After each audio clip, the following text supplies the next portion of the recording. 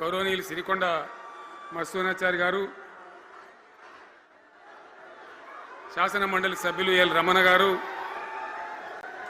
దేశపతి శ్రీనివాస్ గారు, శాసనసభ్యులు మాజీ మంత్రివర్యులు గంగుల కమలాకర్ గారు, కోరుట్ల ఎమ్మెల్యే డాక్టర్ సంజయ్ గారు, హుజురాబాద్ ఎమ్మెల్యే పాడి కౌశిక్ రెడ్డి గారు, జనగామ ఎమ్మెల్యే గౌరవనీయులు పల్లా రాజేశ్వర రెడ్డి గారు, ఇదే ప్రాంతానికి చెందిన మరో మాజీ మంత్రివర్యులు గౌరవనీయులు కొప్పుల ఈశ్వర్ గారు, పేర్లు చాలా ఉన్నాయి, తెల్లారితే చదవానంటే. వేదికను అలంకరించిన మాజీ ప్రజాప్రతినిధులు, మాజీ జడ్పీ చైర్మన్లు, స్థానిక సంస్థల ప్రజాప్రతినిధులు, అందరికీ నా నమస్కారం. ఇదే జగిత్యాలకు సంబంధించినటువంటి అలిశెట్టి ప్రభాకర్ అని ఒక కవి ఉండేవాడు. ఆయన ఒక మాట చెప్పిండు,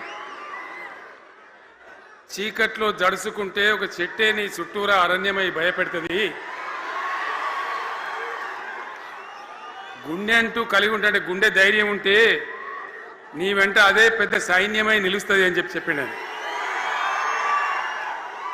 ఇలా నా కళ్ళ ముందున్నటువంటి మీరు, మీతో రెండింతలు బయట రోడ్ల మీద ఉన్నటువంటి అశేషమైనటువంటి జీవన్ రెడ్డి గారి అభిమానులు, మీ అందరి ఆశీర్వాదంతో ఈరోజు జీవన్ రెడ్డి గారి చేరిక కరెక్ట్గా, ఆయన గుండె ధైర్యం ఉన్నాడు కాబట్టి, ఉన్నట్టు నికాలస్గా మాట్లాడతాడు కాబట్టి ఇలా ఆయన నిర్ణయం తీసుకొని ఇంత పెద్ద సైన్యాన్ని తీసుకొని తెలంగాణ రాష్ట్ర భవిష్యత్ ప్రయోజనాల కోసం ఆయన బీఆర్ఎస్లో చేరిన విషయం మీ అందరికీ తెలుసు.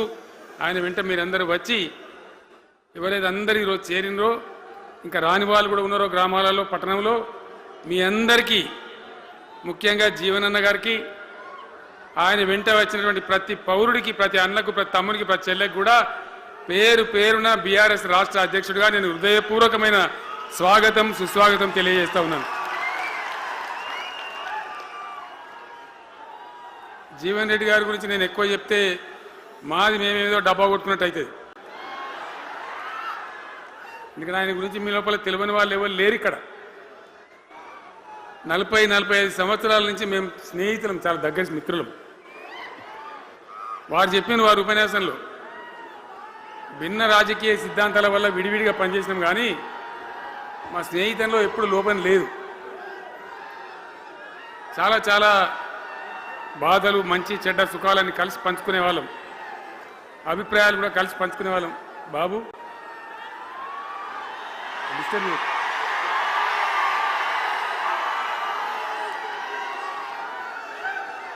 మంది లొల్లి పెట్టడం కూడా కాదులా వారు.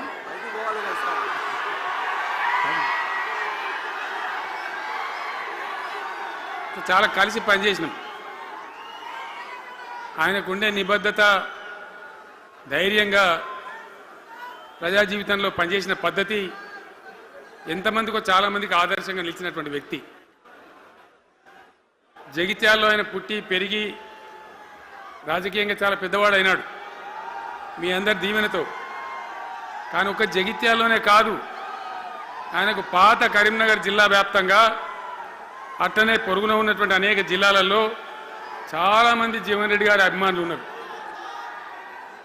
చాలా మంది. మీరు లొల్లి పెట్టకుండా మీ ఫోటోలే బయటికి పోతున్నాయి. అది లైవ్ టెలికాస్ట్ ఉంది, దానిలో మీ బొమ్మలు టీవీలో కనబడుతున్నాయి మీ ఇంటికాడ. లొల్లి పెట్టకుండా ఇక సెట్ అయిందా?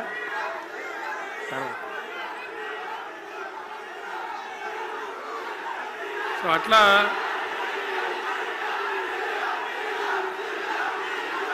ప్లీజ్ ప్లీజ్ ప్లీజ్ ప్లీజ్ చాలా విషయాలలో ఆయన ఎంతో మందికి ఆదర్శంగా నిలిచినాడు, పనిచేసినాడు. ఈ ప్రాంతం గురించి తన ప్రాణం పెట్టి పనిచేసినాడు.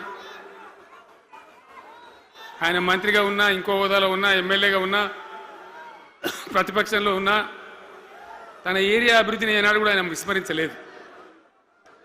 లేకపోతే అన్ని పర్యాయాలు మీరు ఎందుకు గెలిపించారు? ఎందుకంత గుండెల్లో పెట్టుకున్నారు? నేను ముఖ్యమంత్రి అయినా